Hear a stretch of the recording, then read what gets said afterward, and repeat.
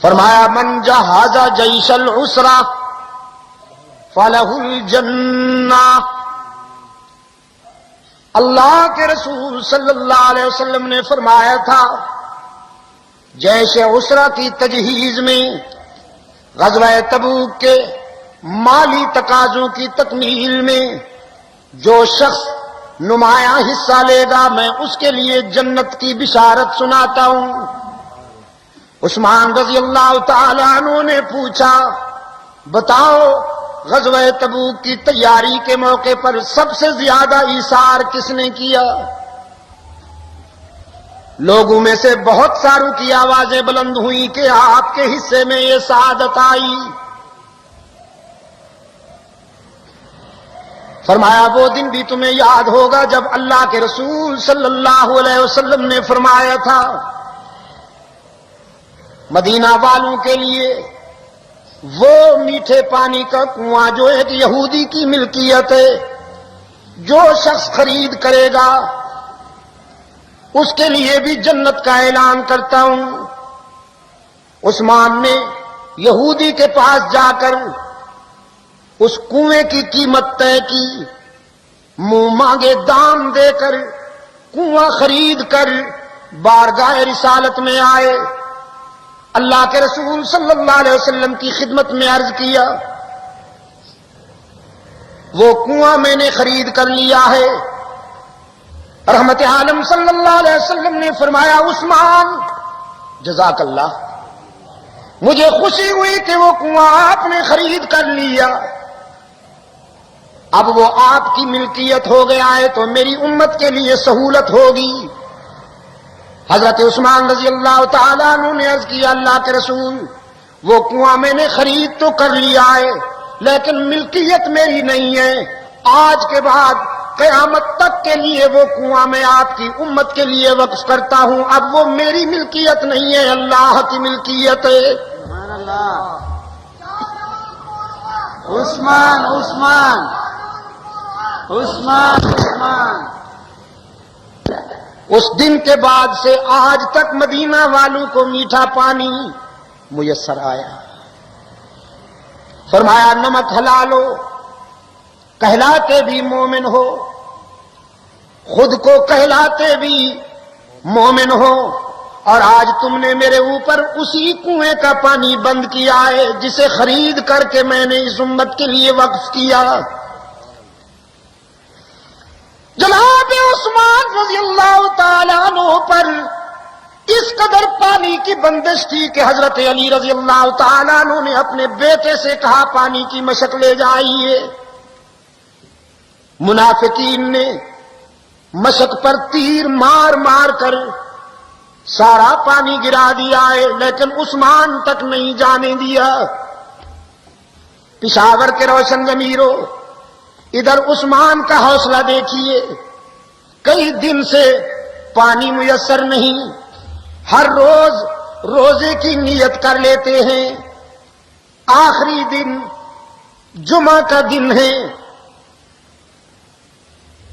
اہلیہ نے بڑی کوشش کر کے میٹھے پانی کا ایک پیالہ حاصل کیا. امیر المومنین حضرت عثمان رضی اللہ تعالیٰ عنہ کی خدمت میں لائیں. فرمایا میٹھا پانی ہے نوش فرمائیے. بہت مشکلات کے بعد ہم یہاں تک لا سکے. حضرت عثمان نے آسمان کی طرف دیکھا تو صبح کا سویرا چمک رہا تھا. فرمانے لگے میں نے صبح ہونے سے پہلے روزے کی نیت کر لی تھی، اگرچہ کئی دنوں سے پانی نہیں ملا لیکن اب پانی تو آ گیا ہے، صبح ہو چکی ہے، اور عثمان نے اپنے رب سے روزے کا وعدہ کر لیا تھا. اب حیات یہ ہے کہ اپنی جان بچانے کے لیے رب سے کیا ہوا وعدہ توڑ دوں.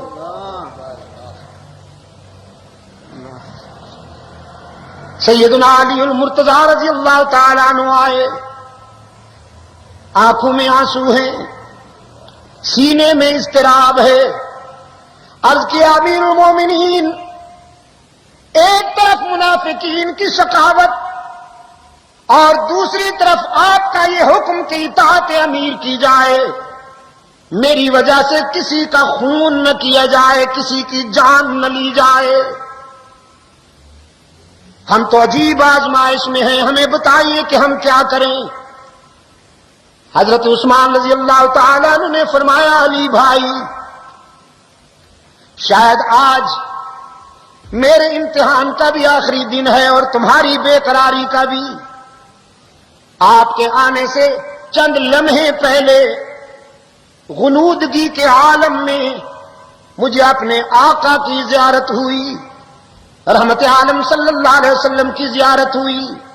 حضور نے اپنے مبارک ہاتھ میرے سینے پہ رکھا۔ حضرت عثمان نے فرمایا، اللہ کی قسم ہے کہ اس وقت سے پیاس کی طلب ختم ہو گئی، پانی کی طلب ختم ہو گئی۔ ٹھنڈے پانی کا گلاس پینے سے بھی اتنا سکون کہاں مل سکتا ہے جو رحمت عالم کے ہاتھوں سے میسر آیا۔ سرکار دو عالم صلی اللہ علیہ وسلم نے میرے سینے پہ ہاتھ رکھ کے فرمایا، عثمان، دو راستے ہیں، ان میں سے ایک چن لو۔ ایک راستہ یہ ہے کہ اگر تم کہو تو تیرے دشمنوں کے لیے دعا کروں، زمین پھٹے اور یہ غرق ہو جائیں، اور دوسرا راستہ یہ ہے کہ صبر کرو، روزہ رکھا ہوا ہے تو افطاری میرے دسترخوان پہ ہوگی برزخ میں۔ حضرت علی رضی اللہ تعالیٰ عنہ نے پوچھا، پھر آپ نے کیا پسند کیا؟ فرمایا، جب رسول دعوت دے تو اس دعوت کو کون ٹھکرائے؟ میں نے یہ گوارا نہیں کیا کہ میری وجہ سے مدینہ میں کئی انسان غرق ہو جائیں۔ میں نے تو اپنے آقا سے کہہ دیا، اے اللہ کے رسول، میں صبر کروں گا، مجھے دوسری صورت منظور ہے۔ فرمایا، علی، میرا وجدان کہتا ہے، میرا ضمیر کہتا ہے، کائنات کا نظام درہم برہم ہو سکتا ہے لیکن رحمت عالم کا اشارہ غلط نہیں ہو سکتا۔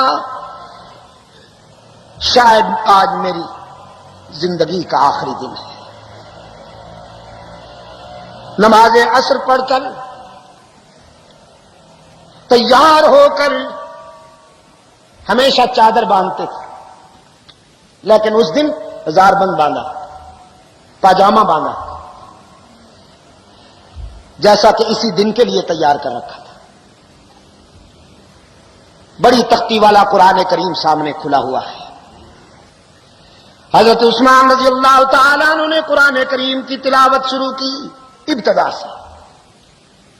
ملت اسلامیہ پر یہ بھی حضرت عثمان رضی اللہ تعالیٰ عنہ کی شفقت ہے کہ قرآن کریم کو ترتیب کے ساتھ جمع کرتا ہے۔ اسی ترتیب کے مطابق تلاوت شروع کی، سورہ فاتحہ اور سورہ بقرہ کو پڑھ رہے ہیں، پہلے پارے کی آخری آیات میں پہنچے ہیں کہ منافقین کا ایک گروہ جو تقریباً 3 افراد پر مشتمل تھا، مکان کے عقبی حصے سے کودا۔ حضرت عثمان رضی اللہ تعالیٰ عنہ قرآن کریم کی تلاوت میں مہر۔ قرآن کریم سے تو عشق تھا نا حضرت عثمان کو۔ شبینے کے انداز میں نہیں پڑھتے تھے، شبانہ پڑھتے تھے۔ شبینہ نہیں، شبانہ پڑھتے تھے۔ جب ساری دنیا سو جاتی تھی تو مکان کے ایک کونے میں رات کے سناٹے میں تلاوت کلام پاک کے چراغ جلاتے تھے حضرت عثمان۔ اور ہمارا شبینہ ماشاءاللہ، بعض قاری صاحبان تو ایسے ہوتے ہیں کہ سگریٹ پیتے پیتے پھینک کر اللہ اکبر الحمدللہ رب العالمین الرحمن الرحیم مالک یوم الدین ایاک نعبد و ایاک نستعین پڑھ کر اپنے 2 سپارے پھر واپس آ کر سگریٹ پیتے۔ حکا چلتا ہے، نسوار چلتی ہے۔ اللہ تعالی ہمارے حال پہ رحم فرمائے۔ یہی وجہ ہے کہ قرآن کریم ہمارے دل میں نہیں اترتا، دماغ اور معدے کے درمیان رہتا ہے، دماغ اور معدے کے درمیان، ضمیر کی گہرائیوں میں نہیں اترتا۔ اور عثمان تو قرآن کا عاشق، قاتل مکان کے عقبی حصہ سے آئے اور حضرت عثمان رضی اللہ تعالی عنہ پر وار کیا. سریہ اتارا حضرت عثمان کے سینے میں اور گھائل ہو کر جب گرے تو نہ ادھر نہ پیچھے، سامنے قرآن کھلا ہوا تھا، بس جب گھائل ہو کر گرے تو قرآن کے دامن میں جا پہنچے. عثمان نے قرآن کو اور قرآن نے عثمان کو سینے سے لگا کر دوستی پکی کر لی.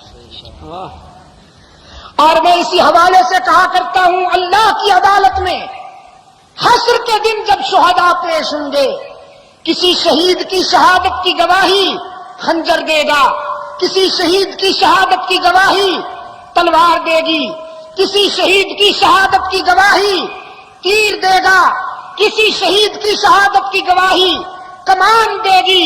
عثمان وہ خوش نصیب ہے کہ اس کی شہادت کی گواہی اللہ کا قرآن دے گا،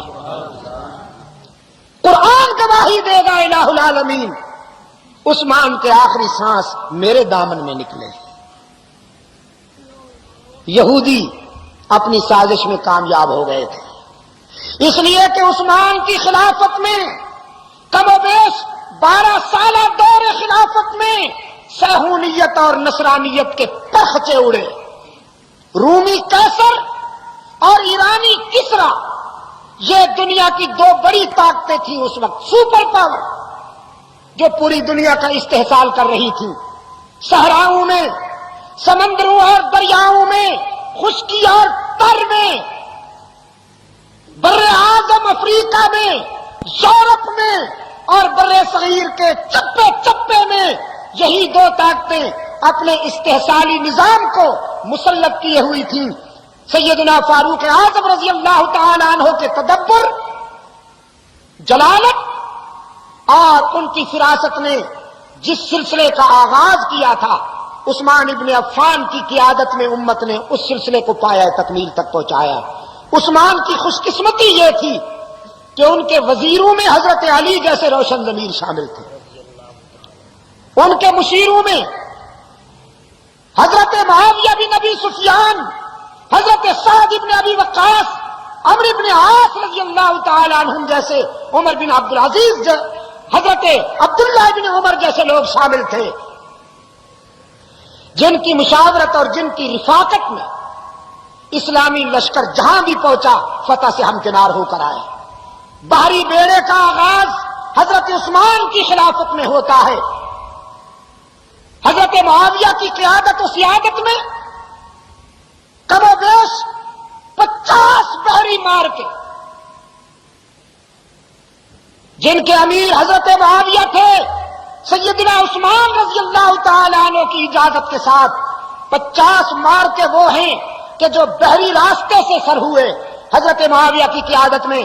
اور تاریخ ششدر ہے ان کے نتائج پر کہ ان 50 میں سے کسی ایک پر بھی ناکامی نہیں ہوئی. حضرت عثمان کے مشیر اور وزیر حضرت معاویہ کی قیادت